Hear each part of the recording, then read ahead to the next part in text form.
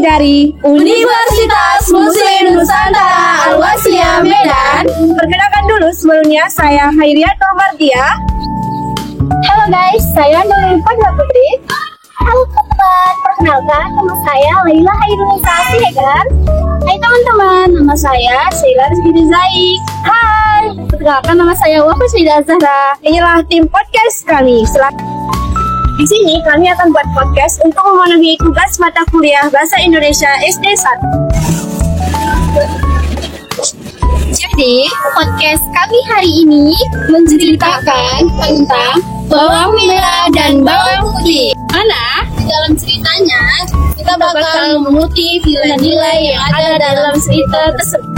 Jangan menyaksikan. Jangan lupa like, comment, and share.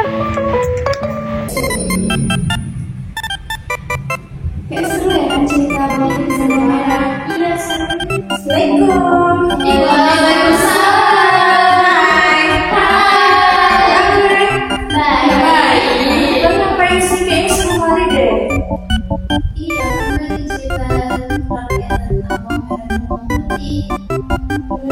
Gimana sih ceritanya? Kayaknya seru kali deh. Gimana sih? Itu gini mah, pada suatu hari hiduplah sebuah keluarga yang bahagia.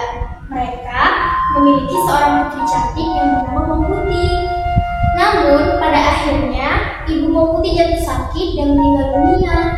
Setelah itu Bawang Putih hidup dengan ayahnya loh. Nah, ayah Bawang Putih adalah seorang pedagang yang selalu baik keluarga yang jauh. Karena tak tega meninggalkan Bawang Putih sendiri di rumah, akhirnya ayah Bawang Putih memutuskan menikah lagi dengan seorang janda. Janda tersebut memiliki satu anak yang bernama Bawang Merah. Kata ayahnya, mulai sekarang kau akan memiliki ibu dan kakak tiri untukmu. Namanya Bawang Merah, Mar.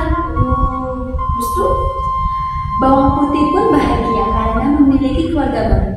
Ibu tiri dan Bawang Merah bersikap sangat manis padanya.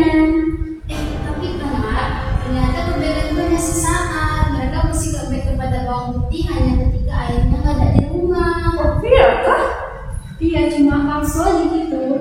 Bisa ya orang kayak gitu.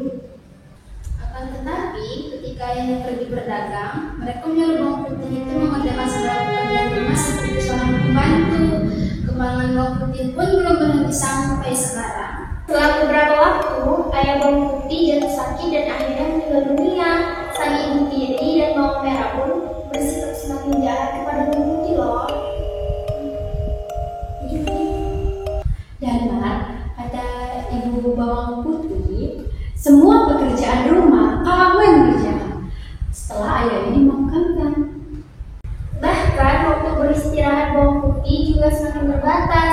Tiap hari dia harus melayani semua kebutuhan Bawang Merah dan ibu tirinya. Nah, sampai pada suatu pagi, ketika Bawang Putih main cuci di sungai, tanpa disadari, salah satu selendang kesayangan Bawang Merah hanyut. Hanya di mana, weh? Di sungai. Kakak, maaf, selendangmu hanyut di sungai, putar Bawang Putih. Bawang Merah pun memarahi Bawang Putih. Dia menyuruh Bawang Putih mencari selendang itu dan tidak boleh pulang sebelum selendangnya ketemu.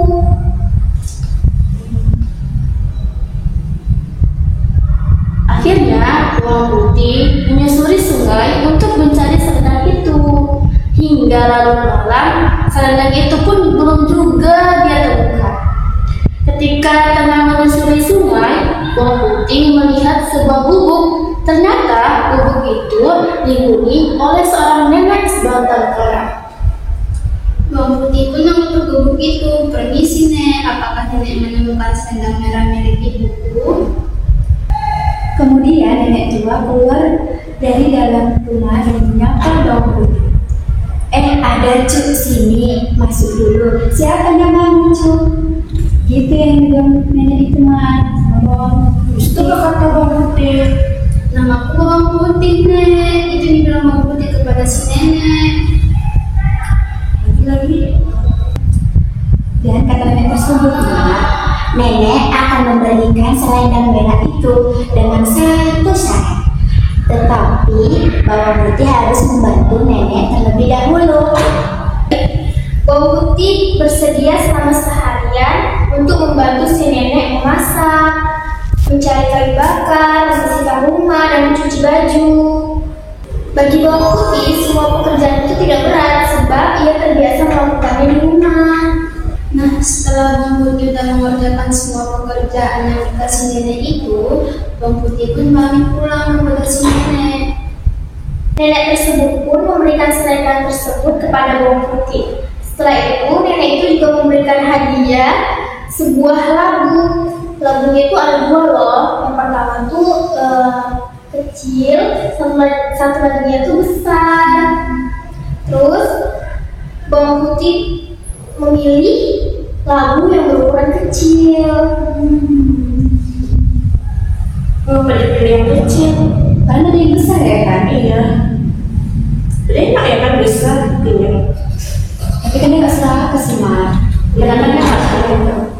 Kalau dia pilih yang besar pasti berat bawanya kan? Iya, karena kan dia bawa kain juga ya. Iya, lupa aku. Nanti kayak orang ini. Dan kata nenek itu, tapi ingat ya cu, labu itu jangan dibuka sebelum kamu sampai di rumah. Terus apa dengan kata Bawang Putih? Bawang Putih pun menjawab, baik Nek, aku akan menuruti perintahmu. Sesampainya di rumah, alangkah terkejutnya Bawang Putih saat membelah buah labu pemberian nenek tua itu, ternyata buah labu kecil itu bersikat emas dan perhiasan yang berkilau-kilau. Wow, keren kali.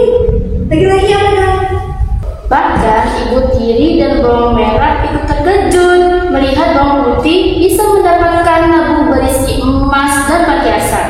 Mereka menyuruh Bawang Putih untuk menceritakan cara ia mendapatkan labu ajaib itu. Habis itu Bawang Putih ceritakannya dong ke ibu tirinya. Iya, dia menceritakan sampai ia menemukan labu itu. Pada keesokan harinya, Bawang merah dan ibu tirinya pun melakukan apa yang telah terjadi pada Bawang Putih kemarin. Tetapi ketika ditawarkan labu oleh nenek tua itu, Bawang merah memilih labu berukuran besar. Di perjalanan pulang, bawang merah sangat bahagia.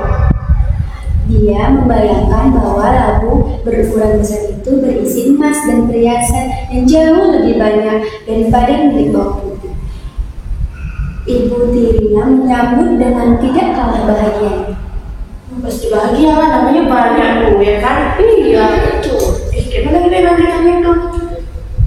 Setelah itu, Bawang merah yang telah sampai di rumah, mereka berdua sangat bersemangat untuk membelah buah labu itu. Namun, selanjutnya hal yang tidak terduga pun terjadi. Bukan yang berisi emas dan perhiasan yang lebih banyak, tetapi labu berukuran besar itu yang dipilih oleh Bawang merah ternyata berisikan ular-ular berbisa. Ibu tiri dan bawang merah berteriak ketakutan. Bawang putih segera membantu mereka mengusir ular-ular berbisa itu. Setelah ular-ular berbisa itu pergi dari rumah mereka, bawang putih dengan tulus memberikan emas dan perhiasan yang ia temukan di dalam labu kecil itu. Baik kali ya bawang putih. Iya, baik banget.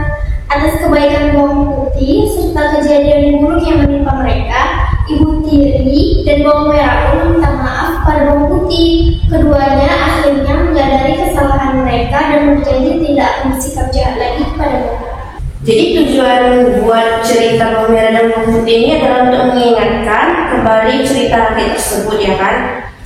Ceritanya yang menginspirasikan membangun pesan moral yang baik, membangun karakter yang baik, dan sebagai media hiburan alternatif yang bermakna untuk anak Indonesia. Tapi kan nilai religinya apa ya?